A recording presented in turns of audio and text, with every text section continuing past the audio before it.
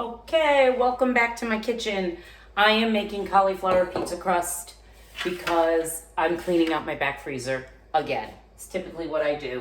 So, went into the back freezer, kind of organized it, saw what I had, and I noticed that I had this bag of riced cauliflower from Costco. You get the whole bag, and there are 5 of these individual bags in it. It's already riced for you. You don't have to do it. All you have to do is throw the bag in the microwave.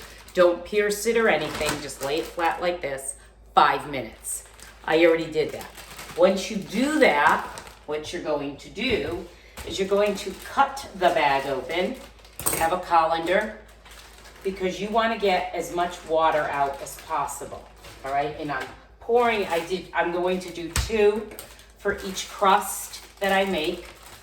2 bags, so if you could do 4, you could even add in the 5th one. Your crust will just be a tiny bit thicker, but I kept one in the back because I could use that to make a riced, I could add that to macaroni and cheese or to any of my vegetables. All right, so that cooked for 5 minutes. Once it cooled, you throw it in the colander. Now you pick this up and you squeeze, watch. Do you hear all that water coming out? Squeeze out the water. Throw it into a container. Listen again. Ready? Squeeze. Squeeze out the water. Once you've squeezed it all out, into a container. Okay, one more. Squeeze. That's why I'm using the gloves. Excuse my outfit and my hairdo today. I was house cleaning all day. It's falling off my shoulder, but whatever. Squeeze. Do you hear all that water? This is how you won't get a soggy crust. If you used it just the way it was, it would work, but you're gonna get a soggy crust. Ready? Listen to all that water coming out. That is key, even when you use it in recipes. Get the water out. Okay, one last little squeeze. There it goes, okay? Once you're done, that step, you don't have to rice the cauliflower now. It's done for you. 5 minutes in the microwave, cooked, drained, squeezed, that's it. All right, I'm gonna take off my gloves right now and I'll clean up later. Then, to my 2 packages, this is about 3 cups, I add, here it is, I already did 2 packages here, a couple of eggs. You could use just 1, but I'm gonna use 2. I used about 1/4 cup of grated cheese, Parmigiano, Reggiano, right there. 1/4 cup of mozzarella. That kind of glues it all together with the egg.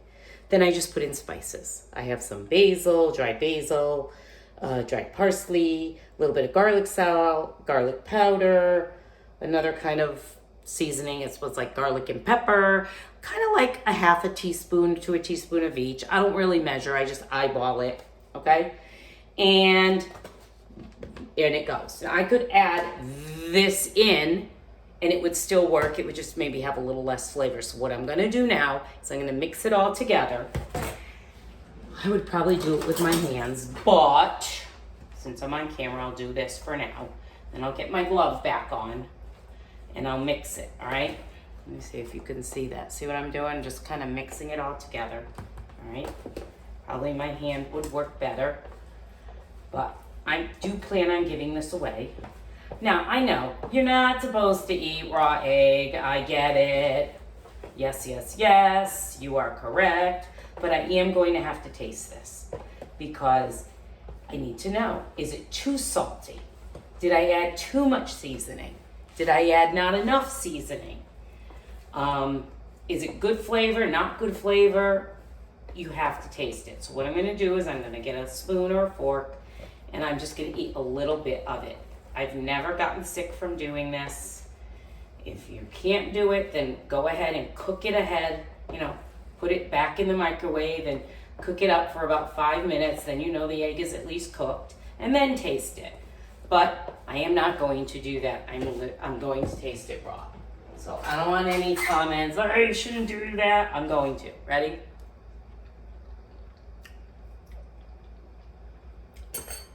has good flavor, but it needs more salt. Now the key is you want to make your crust pretty flavorful. Rice, I'm gonna add another, like, I don't know, half a teaspoon to start. I can always add more.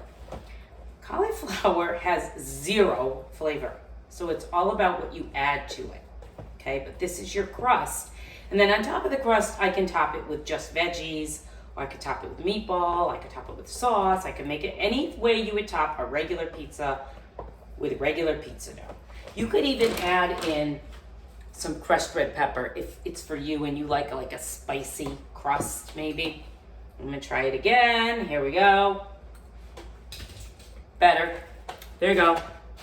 Okay? Yeah, I could taste it. Has good flavor. There's my crust. I'm done. Now, normally I would have mixed the two together, but now I'm gonna do the same thing to this one off camera. But if I was in my kitchen, I would have done both all at the same time, but I really wanted to show you how to do it again. All right, now, these they sell at either Odd Job or Job Lot. They're like those deli trays. You can bake on them. Take them home, wash them really good, and then keep a big stack of them and reuse them over and over. I make my big chocolate chip cookies on here, my big pizza-sized cookies, brownies on here. I use these for a lot of things, and I reuse them and reuse them. They're not cheap. They're like $2 each, sometimes a little more now with inflation, so they need to be reused. I'm gonna spray the bottom with some cooking spray. I'm gonna dump this, where am I? Can you see? Hang on, I'll move the camera. There it is. Okay, I'm gonna use this one. You just dump it on. Okay. And you form it. All right. This one actually looks like I could have used another bag. Just dropped gloves all over the floor. Whatever. Okay.